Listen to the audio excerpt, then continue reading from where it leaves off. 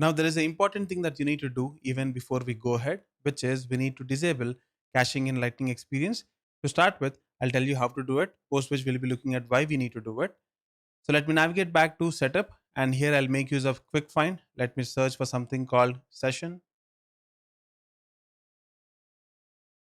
Let me click on the second link, and here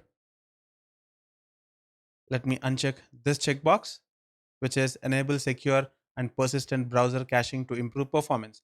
Now, the reason why we need to disable this is Lightning Experience comes with excellent caching mechanism, and because of that caching, what happens is you might go ahead and make few changes to your code here and there, but then when you try to come back to the browser and when you try to see the output, it might show you the previous output.